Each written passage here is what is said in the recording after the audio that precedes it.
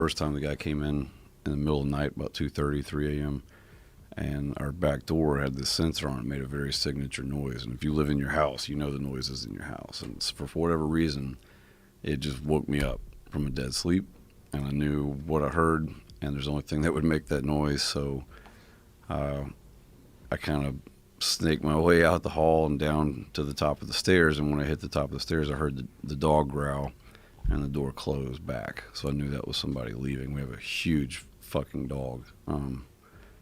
Basically useless, but he did growl, and he made a very primitive noise. I was proud of him. And the guy didn't come in because of that. And I just went downstairs and kind of swept the ground floor, and then he was gone. I didn't want to freak my wife out, so I waited till the morning to tell her, and then we called the police.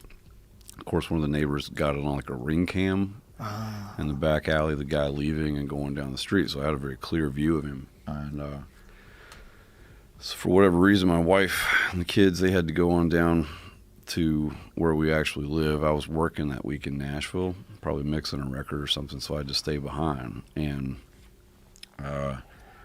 as a result of me being home alone that day, I was cleaning and working on a firearm I had recently purchased and assembled. And so went to bed that night, locked everything up, and, you know, because they weren't home, I put the gun on the floor on a padded case next to the bed. So I'm letting the next morning, it's like 7:15 a.m., like sun shining, neighbors going to work. I hear the back door open again.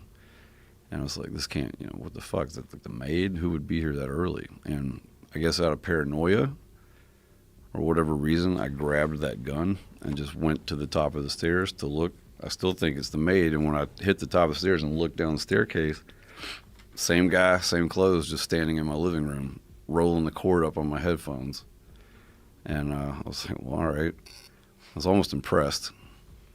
One, that he came back, but it was just like, I couldn't believe it was happening at this time. And so I started down the stairs on him very quietly. And I got about halfway down by the time he like turned and saw me. And I was looking through at his fucking head through a red dot, like a video game. I'll never forget that image of this guy, like, probably thinking he's about to die. And the back door was thankfully still open. The only thing I said to him was, what are we doing here, man? And I hit him with a strobe, which kind of like, probably he, to his brain, was, he thought was the gun going off, because he kind of like seizured, and then I saw the adrenaline spike.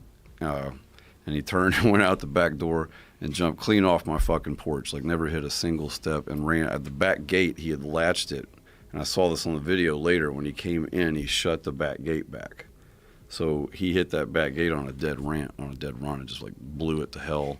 Latches and wood splinters flying, and then like took off down the alley.